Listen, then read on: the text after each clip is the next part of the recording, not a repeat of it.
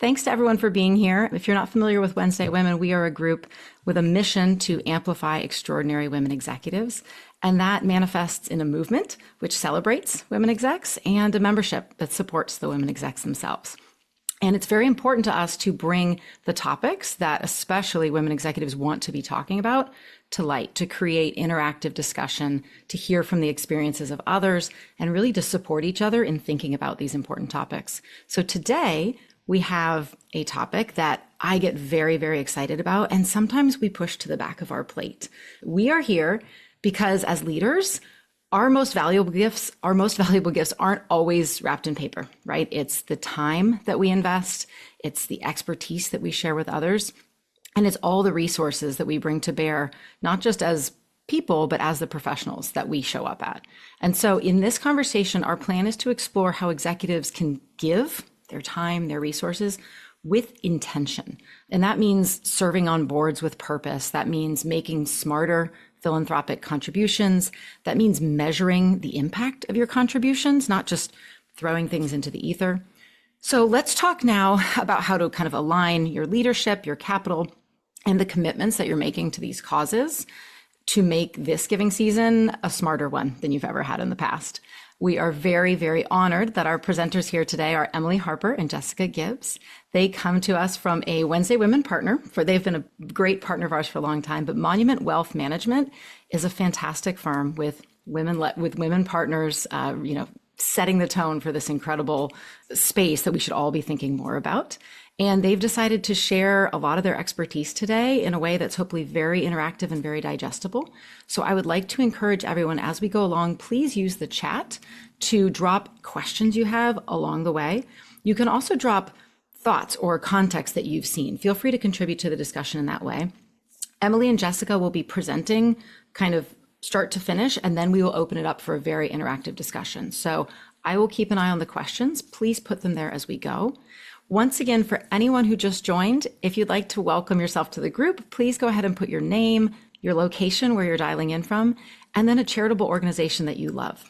We've heard, for anyone who missed it, briefly from Emily and Jessica about two organizations that are local to them and very near and dear to their hearts.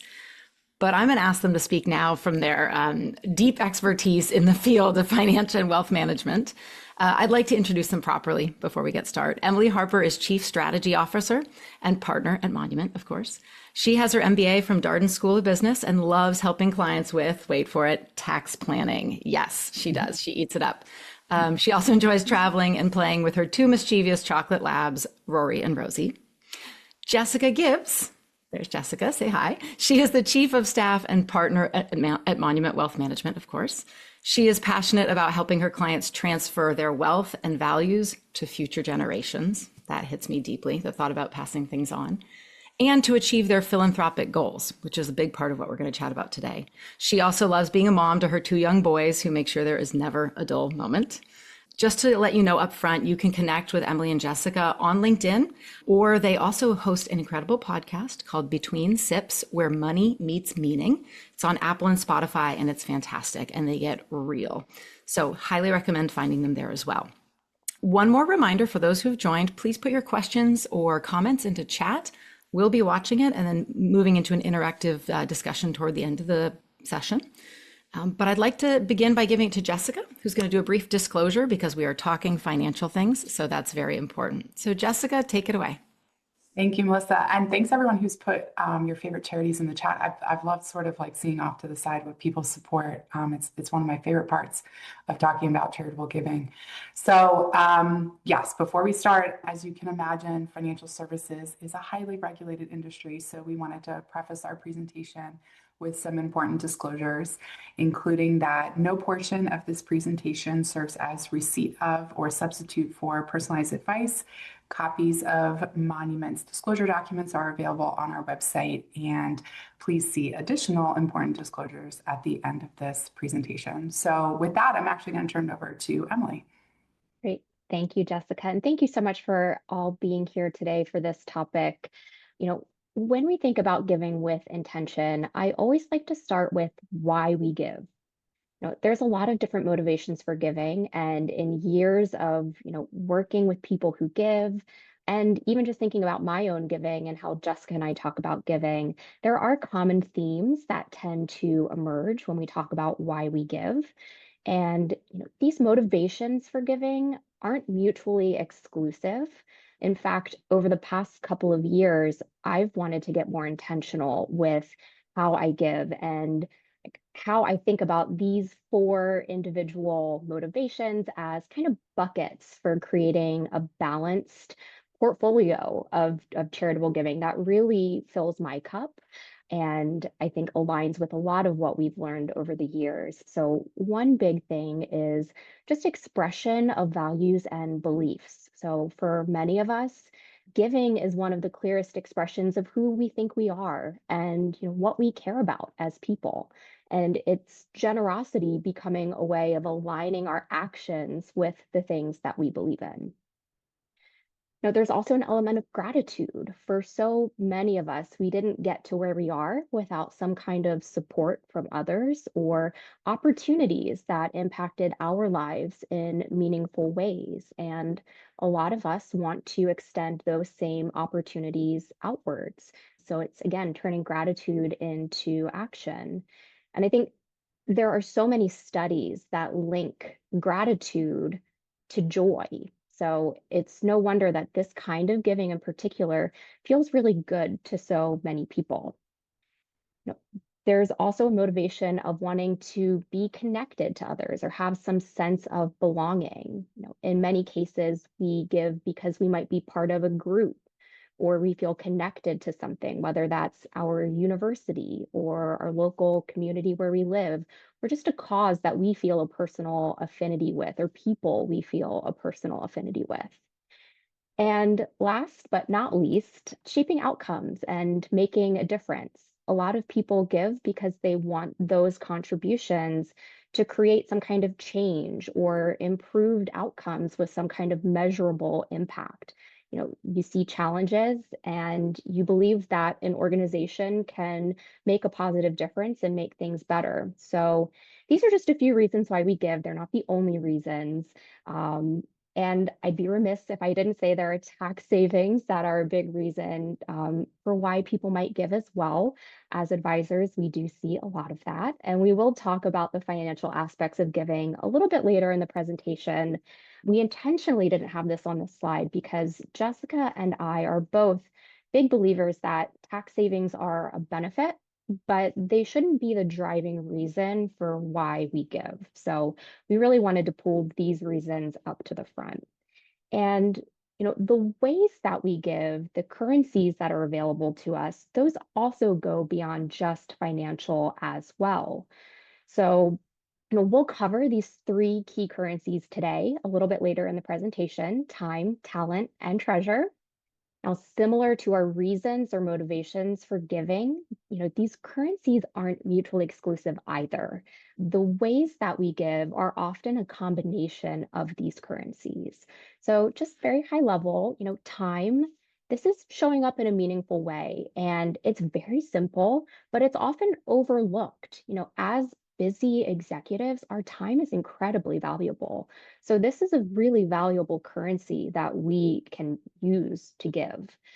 It's volunteering, it's showing up for events, maybe serving on committees without some kind of board commitment. Showing up really signals that you believe in this mission, and that can really influence others as well. So it's very powerful. It also allows you to deepen your understanding of a cause and explore how you can help the organization further their impact. Talent, there's a little bit of element of time there, but it's also bringing your expertise to the table, not just showing up, but bringing your professional experience, your skills in strategic thinking, your network, your leadership. And when you lend your skill set to an organization, you can really multiply the organization's capacity and have direct influence over those outcomes that you and the organization agree are important. And this is also incredibly valuable. Treasure, that's our financial giving. And it's probably the most familiar form of giving for a lot of people. A study from Bank of America last year showed that 81% of affluent households reported making donations in 2024. So it's a very familiar form of giving for people, but the opportunities to be strategic here might be less familiar. So we'll talk more about that. But when we think about how to give, what currency to apply where, it helps to start with understanding how to make giving meaningful and effective, which is really where impact comes in. So that's a big topic. I'm going to turn it over to Jessica to unpack impact a little bit more. Thanks, Emily. Yeah, so what is impact? Impact, in my mind, it's an outcome of contributing your time, talent, and treasure.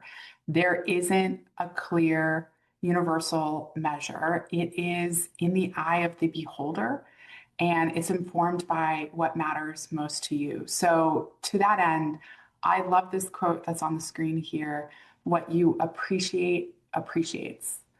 It's from Lynn Twist. If you aren't familiar with her and her Soul of Money Institute, I highly recommend looking her up. Emily and I don't know Lynn personally. We're just big fans ourselves.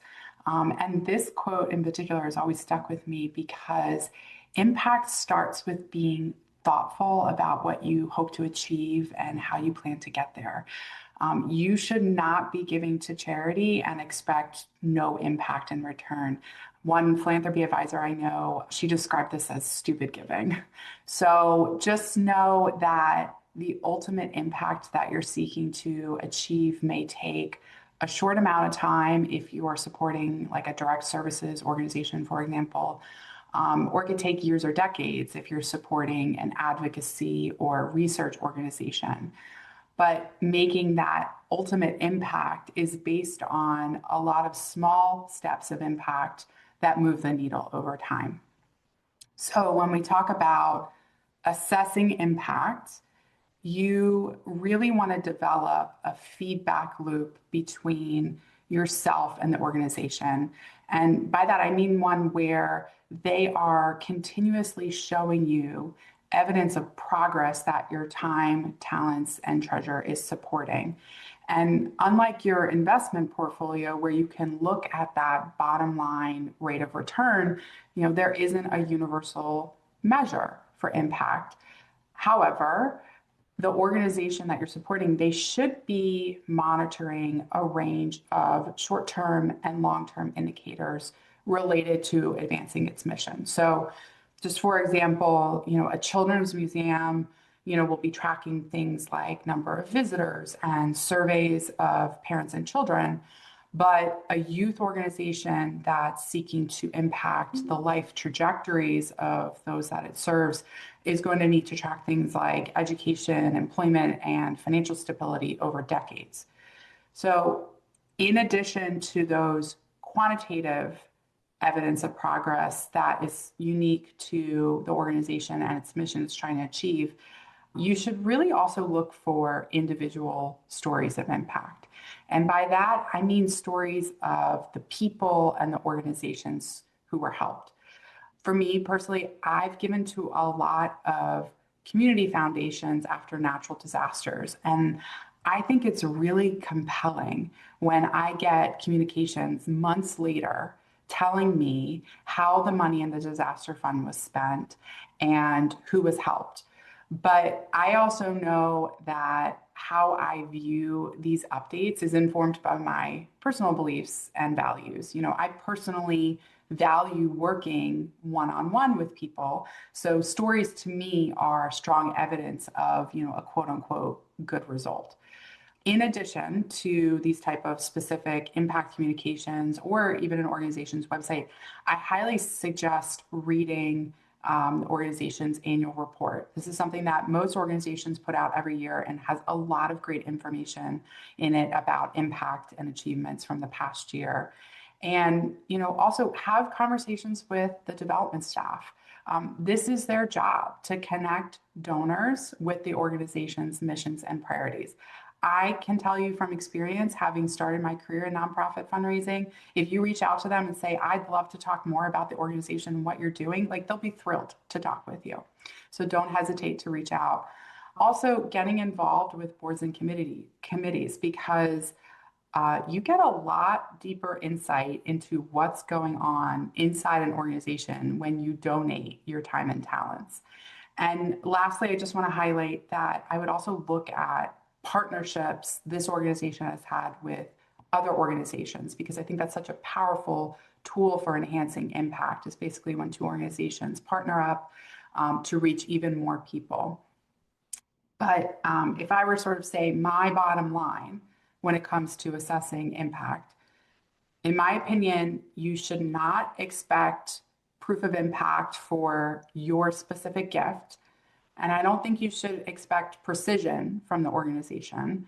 But I do think you should expect that progress towards advancing the organization's mission is being made. So, how do you know if an organization is worthy of your time, talents, and treasure? Many people tend to judge an organization based on the percentage of their budget spent on overhead. And I know overhead is typically perceived negatively because people would rather have those dollars spent on supporting the cause. But it's so important to running the organization and to allowing the organization to actually do the work. I was actually chatting with a philanthropist recently, and he had a positive view on overhead. He framed it as paying the organization to have the impact in the community that he was hoping to achieve, but didn't have the ability or the expertise to do personally. So instead of just looking at overhead, I would encourage you all to evaluate a charity by a few other areas, including, health of the organization. In my mind, that includes things like level of engagement from volunteers, donors, the board, the community. I would also look at financials, which are available often in an organization's annual report, but if they're not, they are publicly available on the IRS website on what's called Form 990. It's something that you can look up for several years, going back several years of their financials. I'd also look at fundraising dollars. In my mind, it's a good indicator if other donors are excited about what the organization is doing. A few additional things to consider. I would look at longevity. How long have they been around? What is their track record in terms of serving the community? I would look at strategy and the programs that they have in place to achieve their mission. Accomplishments and results, as we've been talking about, including those stories from the organizations and the people that the nonprofit is supporting. Another way to assess an organization that I don't think gets as much attention is staffing. I think you can look at, for example, does the organization have strong leadership with a bold vision? They're really stewarding, the organization, into new growth, new reach, new longevity, whatever that may be. And on the flip side, is there been a lot of turnover on the board or in the staff? Because I think that's a good indicator of culture within the organization. And last two items, reach, so the number of lives the organization has touched, or, the people who are hearing its message. And I also think reporting, is the organization being proactive in sharing their results with donors? And one last thing before I turn it over to Emily, I hope you'll forgive me, but I just want to insert my little plug here again as someone who started the career in nonprofit fundraising. I spent 5 years working for a nonprofit. I want to put in my plug for donating unrestricted dollars. And unrestricted is just fundraising speak for money that's not tied to a specific project or initiative. And I understand why donating restricted dollars for a project you care about is appealing. But unrestricted dollars, it's critical to funding core operations, so things like salaries, infrastructure, technology, and to allowing organizations to pivot quickly as new needs arise. So please consider, when you're doing your year-end donations, maybe selecting the general operating fund when you're making those donations. So, all right, I'm going to turn it over to Emily to talk more about time and talents, because I think, as I've seen in the chat, it's such an undervalued component of giving. Yeah, thank you, Jessica. So we'll dive into the three currencies, and I really combined time and talents here because I think they go hand in hand for this group. Board service is one of the most meaningful ways to give both your time and talents. It's also one of the easiest places to overcommit. The mission might feel really compelling. It's really flattering to be asked to be involved in something and lend your leadership and expertise. It's easy to see financial numbers on a spreadsheet or understand your finances and know what you can commit to when it comes to treasure. But trying to wrap your head around time commitment and what you truly have available to give isn't as straightforward.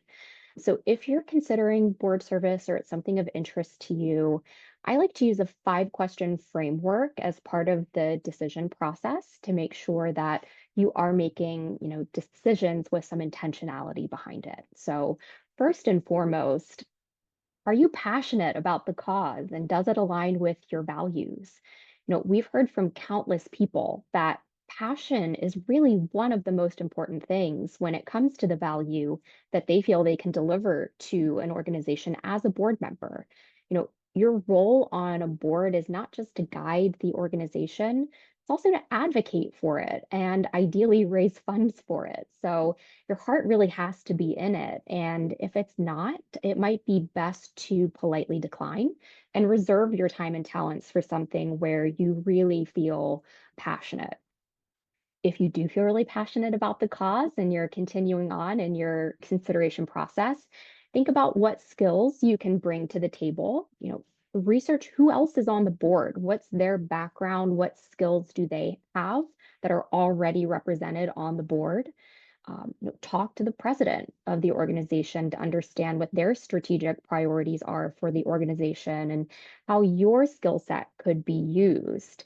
Boards tend to love lawyers and accountants, but there's also a lot of other skills that they benefit from. Strategic planning, marketing, public relations, fundraising is hugely important. Emotional intelligence that really ties into that passion and the outreach responsibilities that you'll have as someone on the board. So, there's a lot of different skills that you can bring to the table that might not necessarily be front of mind for you. You also want to think about whether this opportunity will stretch you or deepen your leadership skills. So, great board roles can give you as much as can give you as much as they take. They can stretch your leadership skills, you can broaden your network, or you can get exposed to new areas that you might not be familiar with, or flex different muscles and skills that you don't get to use in your day-to-day role. So it's a good opportunity to try something different potentially. And boards just offer a great opportunity to learn from others and from the experience. So it's really a two-way street. Think about not only what you have to give, but what you can get from the opportunity as well. Be real about the time commitment. Can you meet the time commitments? You don't want to just show up. You want to be an engaged member if you're going to participate on a board. So it's not just the quarterly meeting, there's committee work, there's event attendance, there's fundraising, galas, and ideally board members should be present at those things and contributing. Finally, if you feel like the stars are aligning on those things, treasure does come into the picture a little bit here. It's not just fundraising that you're going to be helping with. There is typically some element of, treasure. There's maybe a give or get policy or a minimum that you need to commit to each year as a board member. So don't be shy about asking about this up front when you're considering an opportunity. I know talking about money and finances isn't always a comfortable thing for people, but it's really important to understand what what the expectation is for you financially as a board member. And ideally, if there is a board member expectations agreement that lays this out in black and white, definitely request one. So again, when all of these pieces align, if you're a yes on, these 5 questions, board service can really become one of the most powerful and mutually beneficial forms of giving. Now, if you're not already on a board or you're thinking about wanting to get involved in nonprofit board positions, there's a few things that you can do. I think really spending time with the organization is a great starting point. Show up, volunteer. This is going to give you an opportunity to, build relationships in the organization and better understand their mission.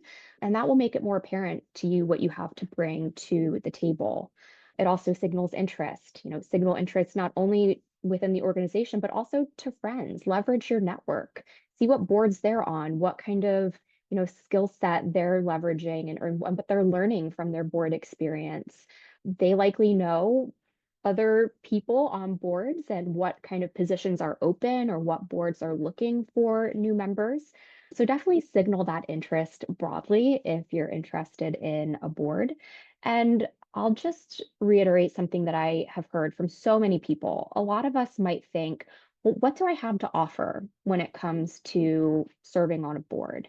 You do not need a C-suite title to deliver value on a board.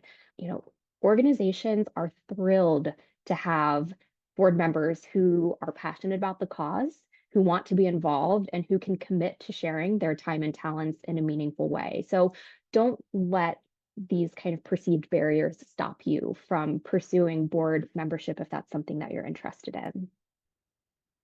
Now that we've talked about time and talents, we'll shift to treasure. And we can't really talk about treasure without talking about the tax benefits of donating to charity.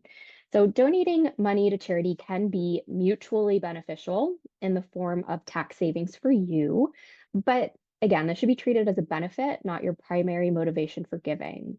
Now, many people assume that anything they donate to charity is tax deductible, but there are some nuances to unpack, especially with the recent tax bill that passed this summer. I won't go into too much detail here. Happy to answer more questions on this, but the major theme here is that the tax benefits of charitable giving are likely going to decrease for a lot of people starting next year. So if you're someone who itemizes your deductions and benefit from charitable deductions for your donations, starting next year, those donations are most likely not going to be fully tax deductible. There is a certain threshold that your donations are going to have to exceed before they become tax deductible on your return. There's also a further reduction in the value of all itemized deductions for taxpayers in the highest tax bracket, which is 37% starting next year. That corresponds to income of a little over 600,000 for single filers and about 750,000 for married filers. Again, this impacts all donations, not just charitable, but essentially the value of those donations and deductions will be worth less for those taxpayers in that highest bracket. Not all bad news though. A lot of people take the standard deduction, and if you are someone who does take the standard deduction, there will be a new opportunity to take an additional small deduction for cash contributions made to charity starting next year, $1,000 for single filers and $2,000 for married filers.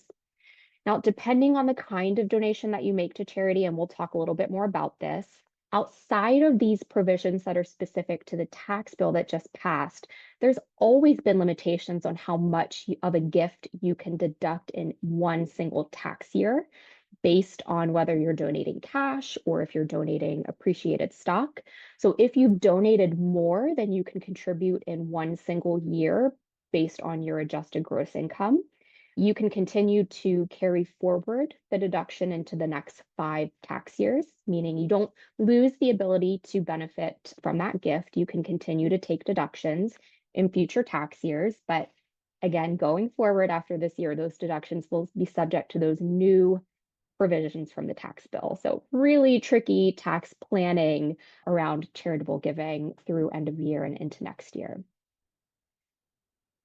Now, beyond just the tax pieces, there are ways to be strategic when it comes to giving that can impact your financial life beyond just the gift that you're making. We often hear the question, how can I make my giving more strategic? Maybe you've been giving to a lot of organizations and dollar amounts, but you're thinking about how can I make more of an impact or just be more intentional? We have 4 tips for thinking more strategically about giving. One, think beyond cash. You aren't limited to just writing a check or donating by credit card when you make a charitable donation. If you have stocks in your portfolio outside of retirement accounts that have both grown and that you've owned for at least a year, you could consider donating those shares directly to a charity. Most are equipped to accept these kinds of publicly traded stocks or mutual funds or exchange traded funds. And by donating these appreciated assets instead of just writing a check, you not only receive the benefit of the tax deduction for your donation, you're also removing the potential realized gain from your portfolio since you aren't selling the asset and the charity can sell that asset without paying taxes on it. So, a nice way to avoid taxes on gains that might exist in a portfolio. If you have vested RSUs or you've exercised options and you're holding stock that's really grown, these could be great candidates for donation. Now, you can't donate unvested RSUs or unexercised options to avoid the tax realization on those events. And I know people in this audience may also work for privately owned companies that aren't publicly traded.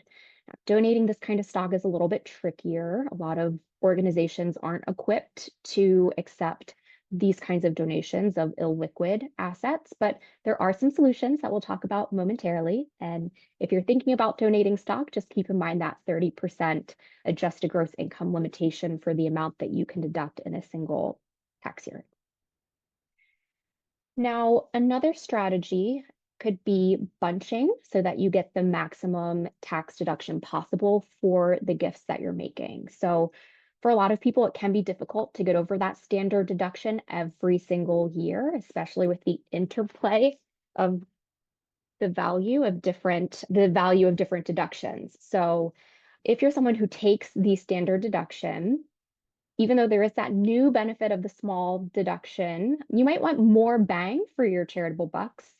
So, in those cases, you could choose to make charitable donations that are tax deductible in some years, but not every year, so that you're getting above that standard deduction in some years. Now, there are drawbacks to this. If you care about being a consistent donor to an organization, organizations rely on predictable revenue streams, so it can be hard to move away from donating every single year to organizations that you care about. I personally like seeing the little symbol next to my name on the business school website that shows I'm an annual giver. If this is a concern for you, but you want to consider bunching, you can always communicate your intentions to the development staff so that they know what to expect and that you aren't walking away from the organization. But again, there are other solutions we'll explore momentarily to some of those limitations. Another strategy that you could consider is just making gifts regularly throughout the year. I think a lot of people are prompted to do this at year end, similar to the conversation we're having right now. They feel generous around the holidays, but charities love donors who set recurring contributions because it does help them forecast their revenue and plan with confidence.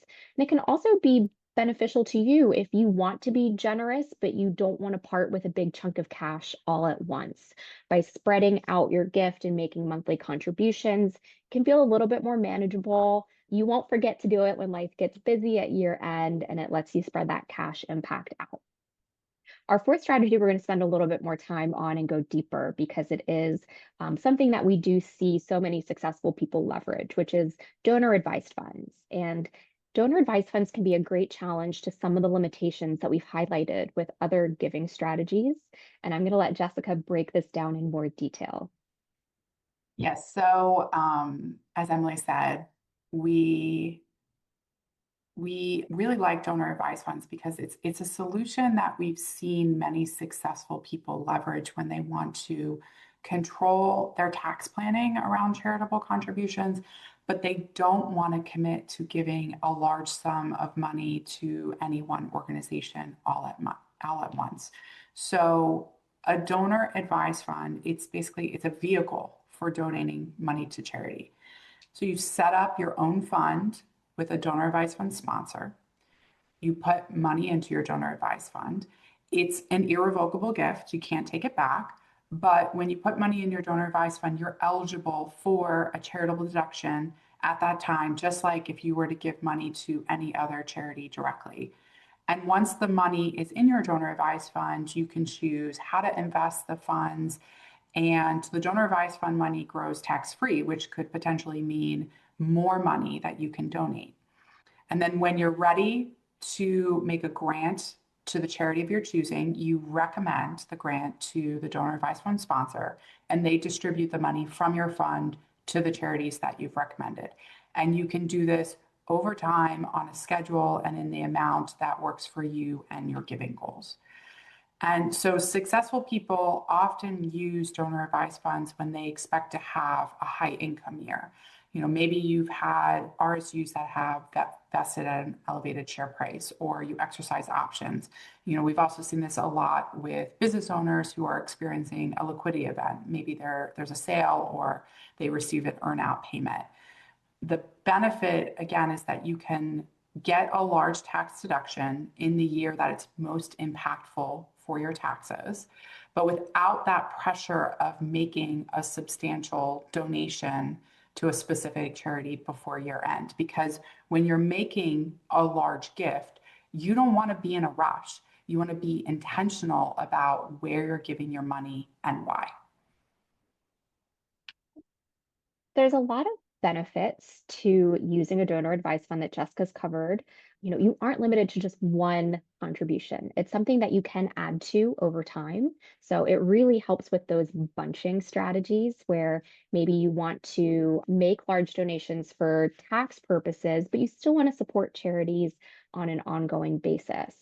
The power of tax-free growth of earnings, similar to your retirement accounts, where your earnings are growing tax-free, that happens inside of a donor advised fund too, and that can really amplify your potential for giving. We see this a lot with transformational gifts that people might want to build for. That compounding can really increase the amount that you're able to donate to charity if you have some kind of transformational aspiration in your giving. Donor advised funds are equipped to accept all kinds of contributions, not just cash or appreciated publicly traded stock. There are many donor advised fund sponsors out there who can accept privately held stock as corporations, real estate. There are costs and complexities that come with this, but it can be done, and it can represent a powerful opportunity for tax savings in the right circumstances. Now, with anything, there are drawbacks too. DAF's donor advised funds can't operate for free. So there are some administrative costs that you'll have to pay to a donor advised fund. Typically, they range anywhere from 0.3 to 1%, depending on the fund sponsor and the amount that you have in your donor advised fund. And there are two very technical downsides. They shouldn't give you heartburn or keep you up at night, but very, very technically, when you make a donation to a donor advised fund, you are giving up control of the funds. And when you want to grant money from your fund to another charity of your choosing, technically that's a recommendation to the fund sponsor. Now, in reality, we have not seen a fund sponsor decline a request for a recommended grant, assuming that the receiving charity is legitimate 501c3 organization, not a GoFundMe or some of these other things that people might want to give to. And again, very technically, donor advised funds, because you've given this money away, they cannot be used to fulfill a pledge that you made personally. So if you made a commitment to your university, this is very popular where you pledge 5-year gifts, or as a board member, when you want to use your donor advised fund for these kinds of commitments, you cannot indicate that they're being used for a pledge. We've covered some use cases already, but a few more that I just wanted to highlight here is just this opportunity for creating a family legacy of giving. Donor advised funds are a great way to involve younger generations of family in family conversations around giving and your values. And it's also a way to set up a mechanism where the next generation can eventually take over as the donor advisors and make grants to organizations, well after you are no longer here to do so yourself. So it can be a really powerful way to create that family legacy of giving. We touched on the ongoing tax management and how this can help with bunching. One other use case is funding future giving in retirement. If giving is important to you now, it's likely also going to be important to you when you retire, but you may feel uncomfortable continuing to give in retirement when you no longer have salary or income coming in from sources other than your own assets. So when you're working, when you have these higher earning years, you could potentially fund a donor advised fund to grant money out in the future when you're retired.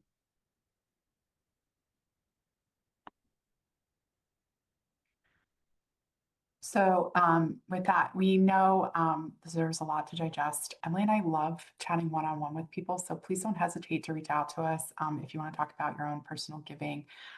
You can connect with us on LinkedIn, or you can email us. It's out here on the screen. And if you want to hear more from us, you can also subscribe to our podcast. As Melissa said at the beginning, it's called Between Sips.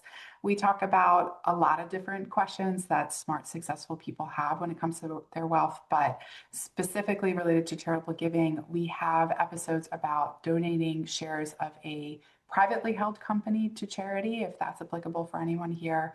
And we also have an episode where we do a deep dive into what to think about and ask before making a large transformational charitable gift. So thanks to everyone for joining. Emily's just going to put our final disclosures up on the screen, but we'd kind of love to take questions now. So. And I would highly recommend, I'm going to double stamp listening to their podcast, because it really does bring these things that we don't talk about publicly enough into really honest, open discussion. So plus they're really fun to listen to. So grab your coffee and be sure to listen to that. Couple questions that have come through the chat and that we have. One of them started with a question from Margaret, and it ties into another question that we had as well, which Margaret asked, have you ever used Charity Navigator to assess an organization? And that ties to the broader question of how do you find organizations that could be worth supporting? So a bit about understanding how to find. Mm-hmm. Yeah, Charity Navigator, for anyone who's not familiar, it's a website where you can look up an organization. And I think really what they're doing is they're maybe pulling information from the 990. They are maybe an annual report or other things, and they're trying to synthesize it into kind of a very succinct, I believe it's like a 5-star or 4-star rating, to help you kind of quick glance and look at, is this an organization that's worthy of your support or not? I think it's fine as kind of an initial tool, but again, I would really encourage you to kind of look under the hood yourself at the financials. Like, I feel like depending on the size of an organization, again, maybe Charity Navigator could say, oh, well, they're spending a lot of their money on overhead, but for the size of the organization, that percentage could probably, could actually make sense because it's supporting the salary staff that they need to actually accomplish the work. So I think it's a fine place to start, but I wouldn't end there. Great question. And then one of the follow-ups around the donor advised funds was any suggestions that you have on the sponsors or options for getting a donor advised fund started. Where does that start? Yeah, so there's a few things that you could think about. If you're someone who already works with a financial advisor, talk to your advisor, because chances are they may hold your accounts somewhere that offers a donor advised fund. Schwab and Fidelity Charitable are really the two big sponsors that are out there that are tied to a custodian. There's also independent fund sponsors out there that don't necessarily require you to go through an advisor. Even Fidelity and Schwab you can access without an advisor, but National Philanthropic Trust is an option.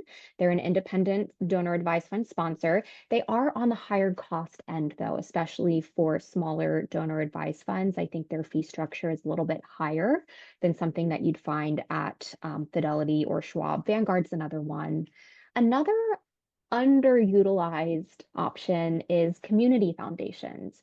So community foundations, they are nonprofits themselves. They often sponsor donor advised funds, and it's, foundations exist to pool funds from donors in a community and respond to the specific needs that exist in a community with grants. So you can have a donor advised fund through a community foundation, and you can still grant money to national organizations of your choosing. It's not limited to just the community, but those are a great option to consider as well, and come with the benefit of the community foundation staff as resources who can help have those conversations around, what are you looking to give to? What are your charitable priorities? And help you determine where to make some grants. They might introduce you to new organizations that you didn't know about before. Excellent. Well, we're getting close to our time, but I have one more question to end on, which is, do you have any favorite books or podcasts or other resources that we should go to dive more into this topic of anything around making an impact, charitable giving, all of that? Yeah, there's actually a book that I love. I've given it to clients. I've recommended it to people because I just think it's such like, I don't know, it's such a great book in my opinion. The book is called Giving Done Right. It's from the Center for Effective Philanthropy, which is also a great website to go check out. They have a lot of great free resources on there about a variety of different philanthropy things. But it's an excellent book. And then it's also a podcast. So if you're more of a podcast person, I think they have about 5 seasons of episodes with some really heavy hitters actually in philanthropy. So it's a great place to check out.